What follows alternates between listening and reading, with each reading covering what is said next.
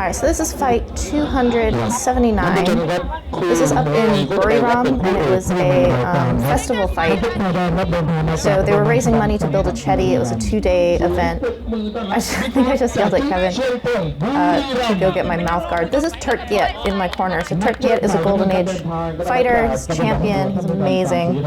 And a lot of times in these festival fights, or any fights really, they have you be on deck before your fight. So you have to like go up on the stage and sit there and wait. And they had kind of played remix a little bit. I was at the very, very end of this card. I was fighting a girl named Phetmorakot, and we were like the 13th fight on this card, and it started at like 9 p.m., so we would have been fighting at like 2 in the morning.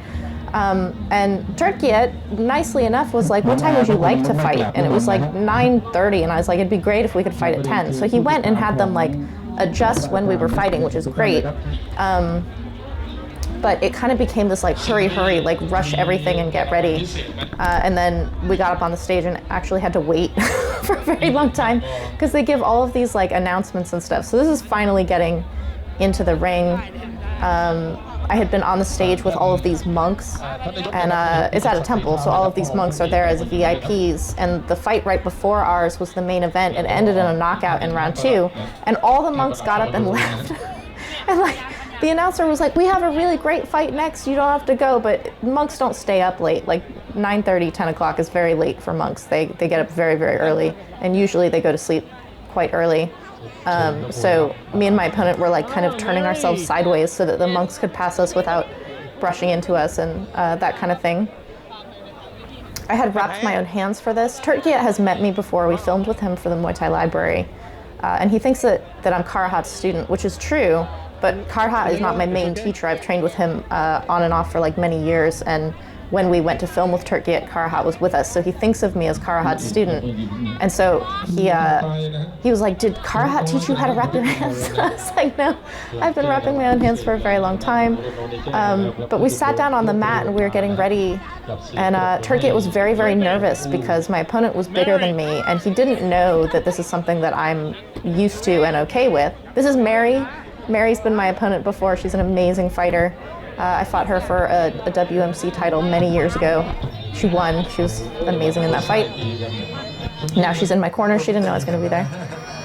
But so we're sitting there, and Turkiet's telling me that this girl's bigger than me, and that's okay. But he had told me she was going to be like 50. She's probably like 53, 54. She's a lot bigger than me.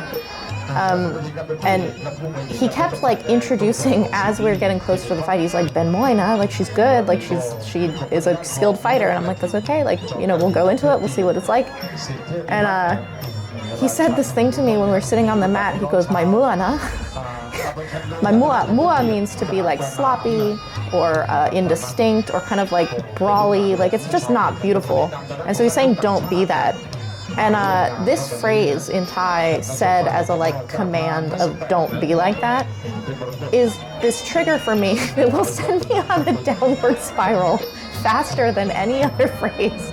And like, I started laughing and I told Kevin what he'd said to me, and Kevin was like, oh Jesus, like, how is this gonna go? And I was just trying to kind of like compose myself and be like, he doesn't know me. This is good advice, like you don't want a fighter to be Muay. He's basically telling me don't rush.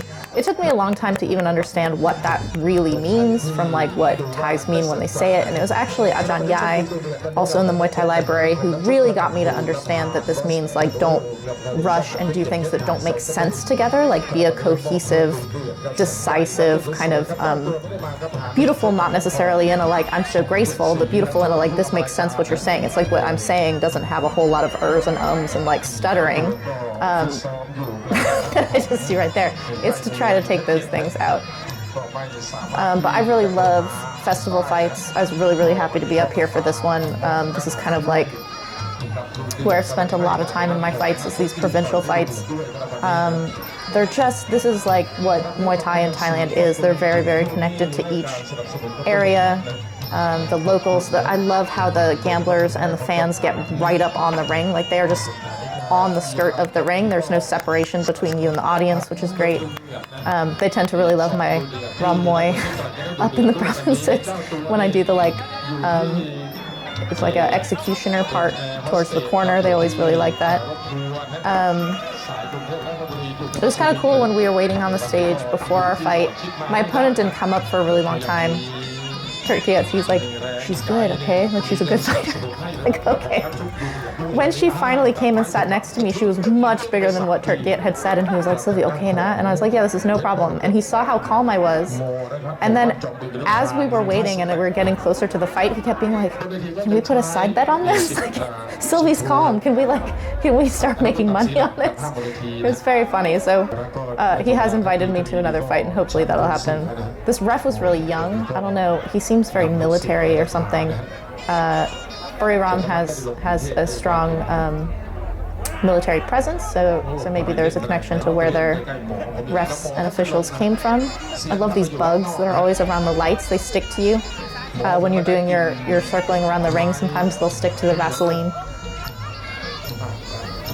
So I'd seen one clip of her before, so I knew that she was Orthodox, and I knew that she was strong. I had seen her fight a Phetmorakot girl from Mexico in this clip, so I had like a general idea. I love that I wasn't thinking about what to do. I was very free in this fight. It was just like solving what was right in front of me. And I wanted to stay a little bit closer, especially given I know she has strong kicks that I don't want to be on the end of, and I'm blocking them like crazy, probably because I'm not telling myself to block, I'm just doing it. When you tell yourself to do something, when I tell myself to do something, I just don't. So this is our first like clinch get up, and she does this awesome little hoppy thing, which is to kind of like shake me and keep me still so that the ref can come and break. That's a good move. Her pace, like her tempo, is a little bit higher than mine in this first round. It's traditional Muay Thai. It's a little bit of a feel-out round. Feel-out rounds don't mean that you don't do anything in them. It just means that you're like checking what opponents' reflexes are like. I kept catching that kick and pulling her and throwing that right cross that was landing pretty well in this first round. That's not a trade-off. Like, that kick scores higher than the punch does, but early you're not worried too much about scoring, and you are just kind of checking for effects. There, she's trying to open side kick me on the way in, which is a good tactic, but the kick didn't actually come up. Low kick from me. We're just kind of feeling out distance, and I'm happy because this is actually a much better distance for me. I am taking these kicks, but I'm also blocking a lot of the kicks and basically just creating pressure by the proximity. She's got a nice smile on her face, like not worried about me closing in on her. Dragged her around a little bit there. I was teeping a lot in this fight. I don't think that I like thought about doing that, but it was working in the first round, and so I continued doing it throughout, and my corner started calling for it. That teep got her pretty good right in the solar plexus, and she smiled at me. A lot of times you can actually tell that something worked because your opponent will emphasize that it didn't do anything. So it's a little bit of a like show for the judges and referees is one thing, but what it actually says to the opponent is another thing.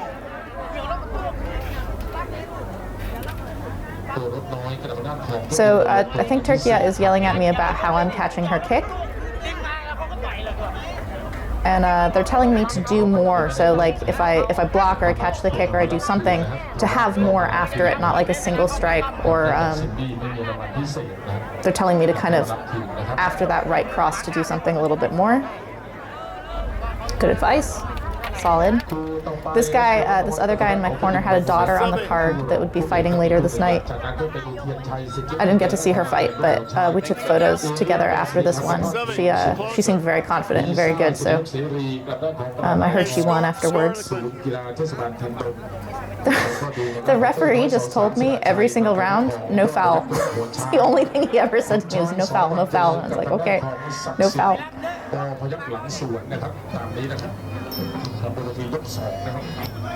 So here she's starting out with lots of kicks, which is a great plan to like start keeping the distance that she wants. I grab her immediately. This is the distance I want. So immediately in round two, we're both just fighting over the distance we want to be at. So here, I threw that punch and then I grabbed her in the clinch, and now we're going to have this fight in this very close distance, and she's trying to shake me a little bit to keep me from being able to throw my knees, but I'm actually able to pull her a little bit and create this twisting thing that is good for me. I call it the atomic squirrel. She's got a nice little jab, keeping me at that distance. Beautiful open side kick. She's really good at that distance. Like if I stayed at pad range, I don't win that fight at pad range. So I have to kind of like block when I'm at that distance and then really crash in. So now that we're here, I'm starting to get her head out of its alignment. When her head is like this, she doesn't have enough power to actually break free from my clinch. So I'm winning these clinch exchanges now, whereas they were a little bit even before. She's punching to keep me out. I'm punching to find my way in. You can hear Mary, actually, she's telling me to knee. That was a good knee from her, but I managed to push her at the same time, so it was an off-balancing issue. A little bit of cross-face on my part. She's trying to create distance, and I'm just eating it. I'm just killing that distance between us. The ref is letting it go. This is really good. He waits until we get into a little bit of a stagnant position. I like looking at the faces of all the gamblers down in the ropes to see how they're reading how the fight is going. So I'm starting to left hook off of that caught kick instead of the right cross. A little turn from me and a knee. I'm trying to get under her arm and I don't quite make it around. But she's responding to me, like she's not letting me get behind her. She's following. That teep disturbed her a little bit more than they had in earlier rounds. You can see she's getting a little bit more tired. Kicking is very exhausting. And so her kicks they're beautiful. Like the technique on her kicks stays beautiful. But the impact of them is coming down a little bit. Stuck on the rope a bit. Mary's helping in the corner. I was so happy to see Mary. I didn't know she was going to be there, and she told me she didn't know I was going to be there. I got to my corner when I first got in the ring, and Kevin's like, "Look who's here." I was like, "Oh my God, Mary." She's been just tearing it up on Super Champ for the past couple of years. She's one of these fighters who's been fighting for a really long time, and she had like a second career. She came back, and she's actually stronger than she was before in this like second iteration where she's fighting on 3-round shows in tournaments and stuff. She's doing amazingly well.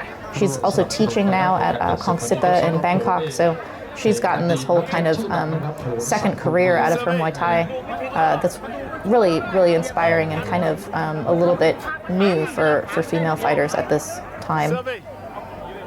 Sylvie. Kevin's trying to get my attention.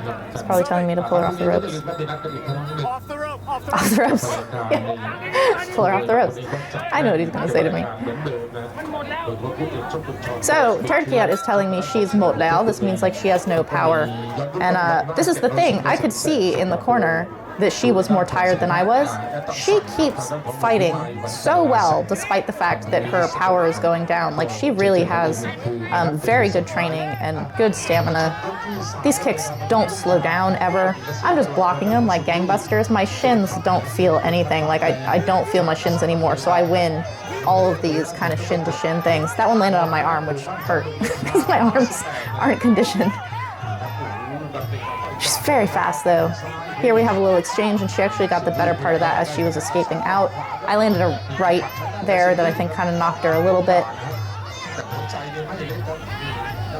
They're telling her to circle out. They don't like her standing still as she gets back towards the ropes. Here she's circling out in the middle of the ring. I'm coming in and landing with these punches a little bit. We have quite a bit of a little back and forth. I did a collapsing elbow up right there. It didn't connect, but it scared her, which is honestly just as good to me.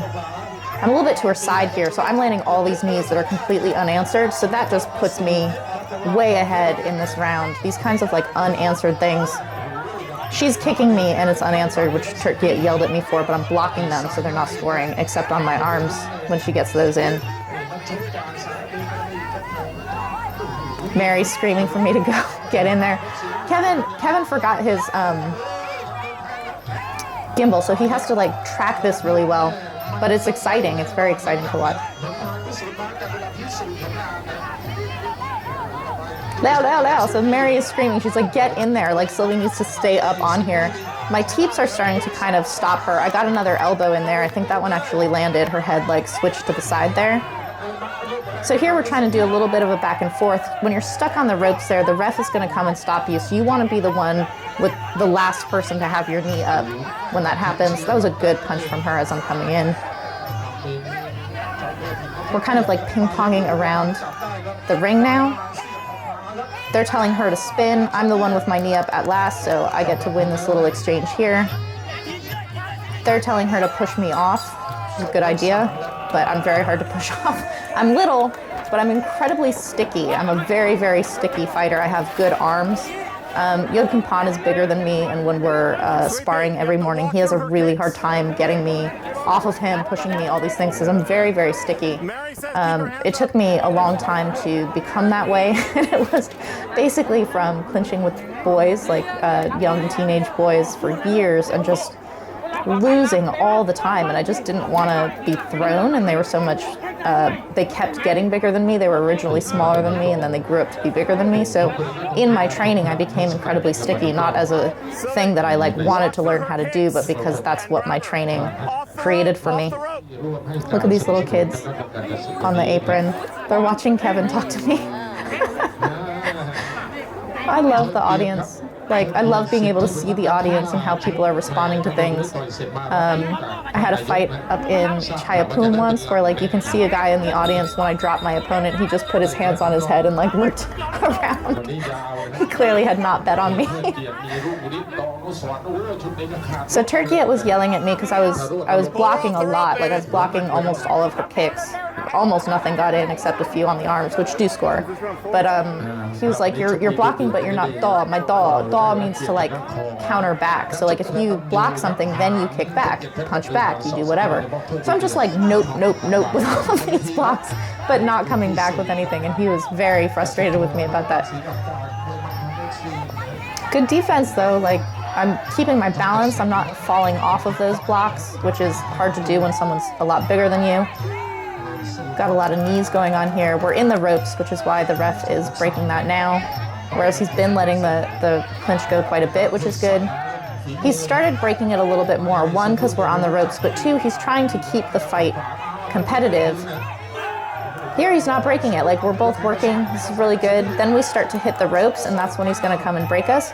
But he doesn't pull us to the middle of the ring. He's like, start where you are. A lot of knee exchanges here. It's a little bit 1-for-1. I'm trying to turn her, and she's very hard to turn. She has very good balance and kind of like a base composure that's really good. She's got good feet. That kick as I'm coming in, she does a little switch kick, lead kick as I'm coming in. It's very fast, it's very good. She's getting tired, so it's a little bit slower, but technique is still great. Here's my spin. She's trying to get out, and I'm just stuck to her. I'm so sticky. It must be like tar on me or something. I wouldn't like it, for sure. They really want me to close in on her. Like, this whole fight was about this fight over, all fights are a fight over distance, and this one really, the story is being told on our difference and who wants to be at what distance. When I'm at her kicking range or her pad work range, all I can do is block. It's the only thing I can do, which is one of the reasons Turkey is like, you need to then do something on the other end of that. But I'm winning in terms of this, like, keeping everything a little closer. I have like double underhooks here, which is not an ideal position. She's trying so hard to turn me there. It's exhausting to turn people, even though I'm smaller than her, because I'm so sticky. As she's trying to like do these little surges of energy to like turn me or time me or get me bent or something like this, that's very exhausting. So I'm actually happy. In the fight, I remember thinking, she came out and she started like kicking a lot, and I'm like, oh, you're just gonna make yourself tired doing that.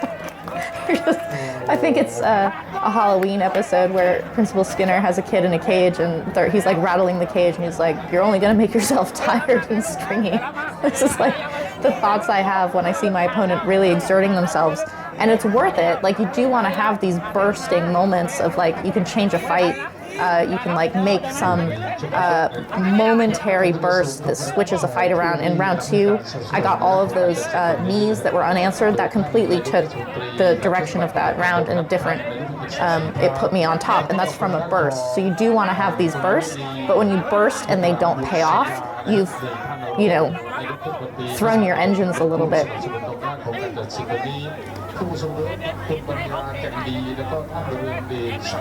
So my corner's happy with me. They're like, you're winning this fight, but they're like, when you go in, what did they say? They said Mai Rap.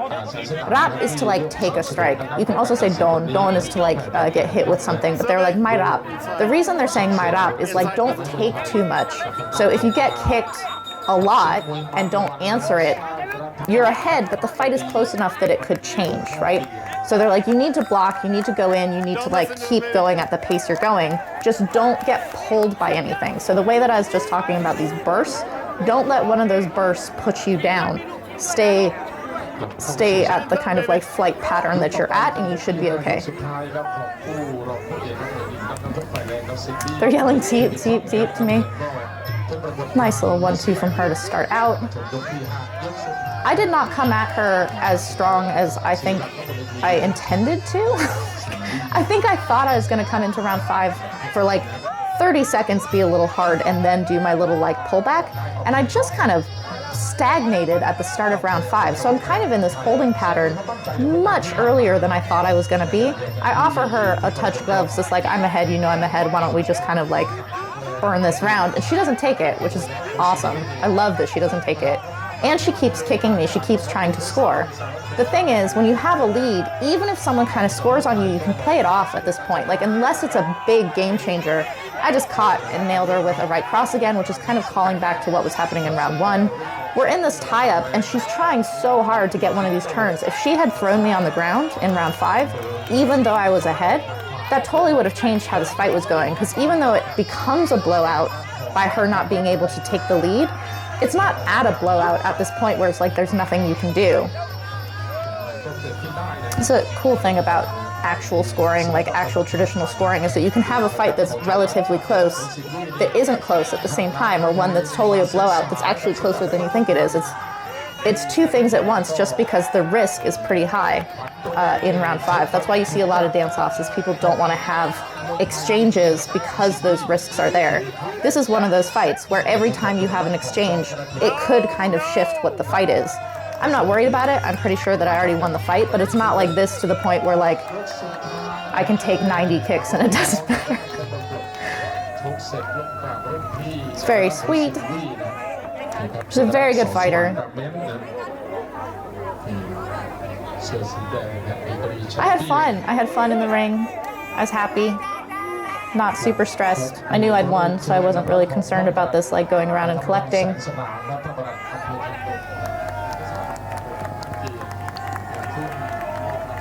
People are happy and cheering. She came up to me, and when we were hugging, she's like, I watch your YouTube. That's very, very sweet. I think she says it to me right here. She's like, I watch your YouTube. So this is actually our kadua. They gave it to us in the ring, which doesn't happen all the time. Usually you have to go up to someone and get paid like after the fight at some point. I don't know if that's because I was one of the main events. I was like the people before us were the main event, and we were one of the main events. I don't know if they gave us our pay because of that. Turkit gets to jump in. This is his hometown, so he gets to come in and like be in the ring and have this like, I brought in a whatever I am. Mary's like you don't guard. She meant like I don't keep my guard up high, which she fights 3-round Muay Thai where there's lots of just like slugging at each other, which is very, very good. She's probably watching me like, how would I beat Sylvie? And she's like, I would be just bashing Sylvie in the face. But this is very nice. She takes my gloves off for me. She takes my wraps off for me. This is something that your corner does. Like, this is something that your team does. So if you have someone in your corner who actually engages with touching your gross, sweaty, oily, Vaseline-covered equipment, this is a signal of I am part of your team. So it's one thing to go stand in someone's corner and cheer for them, and you're like representing I'm in your corner. It is a next level thing to engage with disgusting gloves and help take off. I'm asking her where she is. I knew she was at Kongsita, but I was asking whether she was still there because we're in Buriram. Like, I don't know why she's up in Buriram. What? I still have my mouthpiece in, so it's like very weird lisp going on. these guys giving me a thumbs up, and as I started walking back to find my shoes, people in the audience were like, strong gang, gang, gang, which always feels very nice after a fight. English, hello, hello, because they see Kevin with the camera. So this is like going back behind the stage in order to go back to where my shoes were. There were a bunch of monks who had stayed kind of over in this corner, just a little bit behind it. And this was a 2-day event, so it's actually kind of a small festival, but man, it was so loud. And one of the things about Muay Thai that I love so much in Thailand, like the Muay Thai that is traditional Muay Thai in Thailand, and why it's so connected to these festival fights, is that there are a number of things in Thailand that are performances, that are stage performances. There's like, which is like a stage opera. There's dance, and there's Muay Thai. Like, these are things that you will see at a festival. They're performative, they're staged, they're to entertain. People go see it, they gamble, they like get really into it. And it's part of the fabric of how people get together and socialize. Like, provinces can be pretty spread out. Like, there are just fields between everything, and just like they can be pretty huge up in Isan. And then you have temples, which are where social events happen, and they have these fundraisers, and they have things like this that just pull people together, and they all come together to, it's, I don't know, fairs in America in the 50s were like this that I wasn't alive for. In Boulder, we had the Boulder Creek Festival when I was a kid, and it was like this. It would like pull everyone together for these events. And then I get pulled in all these different places to take photos with, this girl was going to fight tonight, so taking a picture with this guy's daughter, and then she had a friend who was going to be fighting the next night, so there's the 3 of us. Very sweet. So that's my corner man, and his daughter is the one in the middle. She'd be fighting later that night. And then a woman came up to me and she gave me 100 baht, which means she bet on me, and she was like giving me a tip, which was really, really nice. And then she had me take a photo with her daughter as well, who was definitely not a fighter. She was like a tall, pretty, probably going to be a model, like schoolgirl. And her mom was like so excited. She's like, take a photo, take a photo. And I got 100 baht that I'll probably never spend, because it's always very, very sweet to me when people give me a tip because they're excited that they won in gambling. The gamblers are very generous. They feel like there's kind of a exchange of merit, that you're lucky because they got money from betting on you, and then they want to give you some of that luck back. It's very cool. I love this stuff. I can't hear you. Got to get a photo with Turkey yet.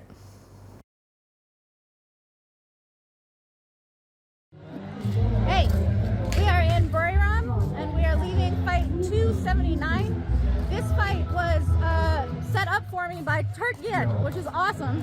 Turkey is a fighter from the Golden Age. He's in the Muay Thai Library, and I haven't fought in a while, but he sent me a message and he's like, hey, can you just come fight on the 29th? And I was like, yeah, I could do that. So we came, we filmed for the Muay Thai Library on the way up, and then I just fought Mary. Mary was called Verona Farm when I fought her many years ago. It was on the last King's birthday, like right after Rama 9 had passed away. She was my opponent. We fought in Bangkok at Lumpini Park. WMC World Title. WMC World Title. Kevin reminds me these things. But she was in my corner, which was very, very sweet. She's at Kong Sita now, and you guys might know her from Super Champ. She wins these tournaments all the time. She's fucking amazing. Mary is awesome. I really like her. Having her in my corner was great. Having Turkey in my corner was awesome. But I won. I know you guys are waiting for this. I won on points. This girl was a little bit bigger than me. But honestly, coming out and fighting at a festival fight, like, I'm happy that I won. I really needed a win. But I really needed this kind of fighting. Like, coming out to the festival fight, which has been a lot of my fights, is this kind of like out in the festivals. It's traditional rules. It's traditional rules. It's 5 rounds. Like, there's no question about it. They don't break the clinch. They don't break the clinch. It's like, just, this is my culture of Muay Thai. Like, Bangkok is not my culture of Muay Thai. And I think it's kind of taken over what Kevin and I are talking about, because it's so much like what the conversation online is, and like with things changing so that now women can fight at Lumpini and Rajabat, and it became kind of the center of what we were talking about. And Bangkok has always been the kind of like, when the provinces go down and fight in Bangkok, when Lumpini and Rajabat were the way they were, 20, 30 years ago. And that's not our culture. Like, this is our culture. This is our Muay Thai.